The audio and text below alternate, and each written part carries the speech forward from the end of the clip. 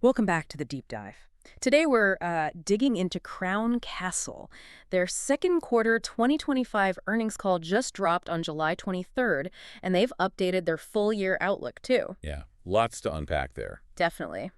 Our mission, really, is to break down those financials, understand the big strategic moves they're making, and figure out what it all means for them becoming, a focused U.S. tower company. It's a pretty significant shift they're navigating. It really is. And we want to show you why their performance matters for the whole digital infrastructure scene. We're basing this on the official call transcript, the press release, all the supplemental stuff they put out. Straight from the source. Exactly. Okay, let's unpack this. Well, the first thing that jumps out, I think, is that they had a solid Q2.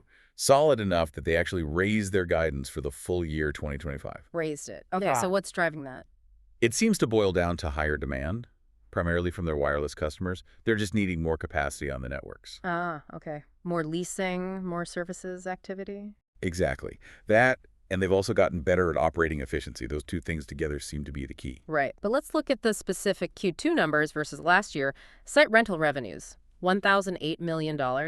That's actually down 5.3%. It is, yeah. On the surface, maybe a little concerning, but you have to look closer. So what's the story there? A big chunk of that, $51 million, was the expected hit from Sprint cancellations. That wasn't a surprise. Okay, so that was baked in. Pretty much. Then you've got non-cash items, like a $34 million drop in straight-line revenues and $16 million less from prepaid rent amortization. It's more accounting than actual demand falling off a cliff. Gotcha. So those explain the revenue dip, but net income was up. Yeah, net income actually jumped 16% to $291 million, so better profitability. Okay. And adjusted EBITDA. That was $705 million, which is down 3%. So revenue and EBITDA down slightly, but net income up nicely. How does that EBITDA decrease square with the higher net income? That's where the efficiency piece really shines. They cut their SG&A, cost selling, general admin, by a huge $37 million. Wow, $37 million. A lot of that came from the staffing cuts and office closures they announced back in June 2024.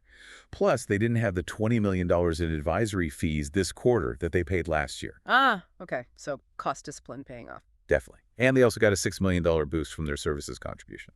So yeah, operational improvements are helping offset those other pressures. Makes sense. So even with some top-line headwinds, they're tightening the belt and growing services. And that must be why they're confident enough to bump the full-year outlook, right? They're forecasting organic growth, excluding Sprint, at 4.7%. Exactly. That 4.7% is a strong number, and the updated outlook reflects that. How specifically did the outlook change? What numbers went up? Okay, so they added $10 million to expected site rental revenues. Right. They bumped adjusted EBITDA guidance up by $25 million. Okay. And AFFO, adjusted funds from operations, that key cash flow metric for REITs, that went up by $35 million. Yeah. $35 million more in AFFO. So where did those boosts come from? Well, the $10 million extra in-site rentals helped, obviously. Then another $10 million saved on overhead, so more efficiency. Plus a $5 million improvement in services, gross margin, because activity is higher. And they expect $10 million less in interest expense because they pushed out when they assume they'll term out some floating debt. Got it. Little bits adding up across the board. Yeah, exactly. And all that rolls up into a $35 million increase in their net income forecast for the full year, too. Okay, so financials are looking, well, managed despite the complexities. But the really big story, the huge strategic shift, is selling off the small cells and fiber businesses. Absolutely. Here's where it gets really interesting. Yeah, this is a massive move. They're selling the whole fiber segment that includes both small cells and the fiber solutions business. And who's buying? It's two separate buyers. EQT Active Core Infrastructure Fund is taking the small cells, and Zio Group Holdings is buying the fiber solutions part. And the price tag? A cool $8.5 billion in total. Aggregate price. $8.5 billion. Wow. Okay, how's that sale progressing? Is it on schedule? They seem to think so. They're still targeting closing it in the first half of 2026. Okay. They've started getting state-level approvals, which is good. And they're talking to the Department of Justice to start.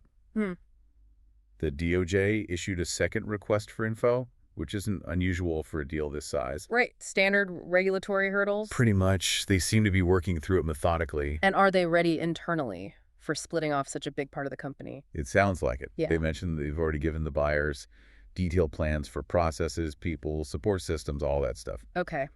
Planning for a smooth handoff. Yeah, trying to make the transition as seamless as possible when it closes. Now, for anyone following the company, this has big reporting implications, right? The fiber segment is now discontinued operations. What does that actually mean when we look at their numbers now? That's a really important point. It means the Q2 results we just discussed and the full year 2025 outlook, they don't include anything from the fiber segment anymore. It's pulled out. Okay, so we're basically looking at the tower business results now, plus some corporate overhead. Mostly, yes. Some financing costs are still in continuing operations, and they've allocated some SG&A. But the key takeaway is that the adjusted EBITDA, the AFFO per share in this 2025 outlook, they aren't necessarily what the standalone tower company will look like after the sale closes and the debt is paid down. Right, because the capital structure will change significantly post-sale. Exactly. It highlights why they're doing this to simplify and become that pure play tower business. So the goal is clear.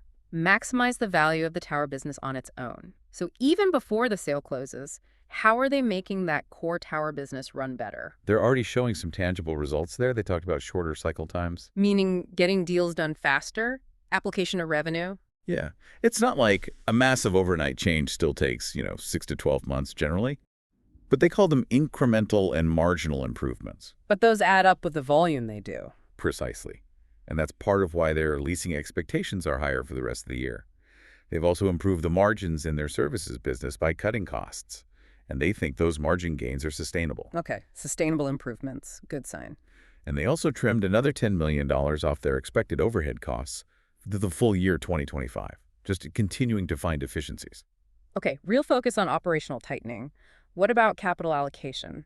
Always key for investors. How are they planning to use their cash, especially with this sale looming? They laid out a pretty clear framework. First, the dividend. They cut it pretty significantly in Q2, down to $4.25 per share annualized. Ouch, that's a 32% cut from last year. Yeah. Why? The stated reason is financial flexibility.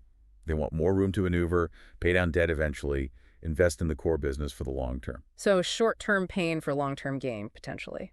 That seems to be the idea. Post-sale, the plan is to grow the dividend again, aiming for a payout ratio of 75% to 80% of AFFO, but excluding that prepaid rent amortization bit. Okay, and regular capital spending, CapEx. They expect annual net CapEx between $150 and $250 million. That's for things like modifying towers, buying the land under their towers, which they want to do more of, and tech investments to automate things. Right. Their current outlook for discretionary CapEx this year is still $185 million. But interestingly, they noted $40 million of that is covered by prepaid rent they've received. So the net cash outlay is lower, around $145 million. Clever. Managing the cash flow. And buying land under towers makes sense, secures the asset long-term. Definitely. They mentioned a slight increase in land purchases expected later this year. Okay, dividend kept for flexibility, focused CapEx. What about share buybacks, especially with $8.5 billion coming in from the sale? So, after dividends and organic investments, free cash flow is earmarked for share repurchases, but always with an eye on keeping their investment-grade credit rating. Right, can't jeopardize the rating. Exactly. They said the vast majority of the sale proceeds will go to paying down debt. But some will be used for buybacks, likely timed strategically to support the balance sheet and deliver value. It'll depend on market conditions, timing, all that. And they're starting this whole transformation from a strong financial position, right? Balance sheet looks okay. Yeah, it looks pretty solid. Mm-hmm. About 86% of their debt is fixed rate, which is good in the current environment. Average maturity is over 6 years. Mm-hmm. And they have plenty of liquidity, about $4.7 billion available on their credit facility, compared to maybe $2.2 billion in debt coming due over the next year. Net debt was around $24.2 billion at the end of June. So they have flexibility. Okay, good foundation. So pulling back a bit, what does all this mean for the broader industry? You mentioned higher leasing activity. What's really driving that demand? They said it's pretty much across the board, all their main customers, across their whole footprint. Not just one carrier or region? Oh, nope. And it's mainly driven by the wireless guys needing to augment network capacity. Think subscriber growth, people switching carriers, which often triggers network upgrades, that sort of thing. So just the ongoing need to handle more data traffic. Pretty much. They specifically said it wasn't really tied to specific rural build-out programs, more just general capacity needs everywhere. Okay. And what about the 5G cycle itself? How does this feel compared to, say, 4G? Is it shorter, longer, more intense? That was interesting. They pointed out the 4G cycle lasted 10, maybe 12 A years. long time. And they said there's nothing suggesting the 5G cycle will be shorter. In fact, they hinted it might be longer Longer? Why? because the amount of data keeps growing exponentially. The quantum of incremental data, as they put it. The base is just bigger, so the growth on top requires more and more network capacity. It'll just take a long time to build out networks to handle it all. So sustained demand for towers for potentially a decade or more, just from 5G densification. That seems to be the implication, yes. Okay, now, the big buzzword. AI. Artificial intelligence. Generative AI. How does that potentially play into tower demand? Yeah, they touched on that, acknowledged it's early days, obviously. Sure. But the thinking is, as AI gets more integrated into mobile devices, think AI processing happening right on your phone or close by, it's going to drive more data traffic. Because the AI needs to connect to the cloud or edge servers. Exactly. If AI technology provides value, it'll follow us onto our mobile devices. And that could mean a potential significant increase in data demand, even if we don't know the exact killer apps yet, maybe healthcare, autonomous driving, whatever. So another potential long-term demand driver for the infrastructure. Could be. It certainly points towards needing more robust, low-latency connectivity right where people are. Makes sense. What about carrier strategies? Are the big wireless companies trying to build more of their own towers now instead of leasing from companies like Crown Castle? Is that a threat? Crown Castle hasn't really been playing much in that build-to-suit market lately. They basically said the returns aren't attractive enough for them. Okay.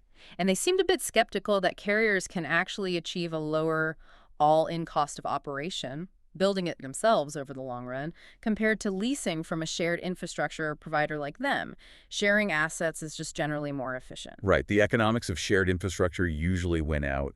What about M&A in the private market for towers? Are valuations changing there? They said private market multiples have always been interesting, often higher than public market ones. Okay.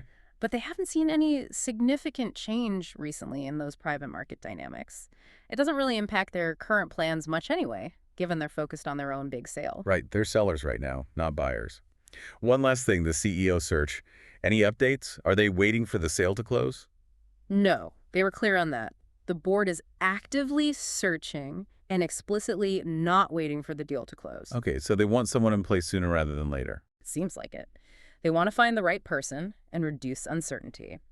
And whoever it is will need to be fully on board with the strategy of being a U.S.-focused tower-only company. Okay, got it. So let's try to wrap this up. Key takeaways for you listening. Crown Castle had a solid Q2, raised their outlook, and it really looks like a testament to their focus on running the core tower business efficiently. Yeah. Even while they're undertaking this massive strategic shift to sell off fiber and small cells. Becoming that pure-play U.S. tower company. And it highlights their capital allocation plan, cutting the dividend for flexibility now, planning focused investments, paying down debt with the sale proceeds, and eventually returning more cash via buybacks and dividends, all aimed at long-term value. Discipline seems to be the watchword. Absolutely. Disciplined execution in a changing landscape. So here's something to think about. As data use just keeps exploding and new things like AI demand constant, super fast connections everywhere, how much more will the basic infrastructure, the towers and connections supporting our digital lives, need to evolve just to keep up? It's a huge question for the future. Definitely something to keep exploring. Stay curious.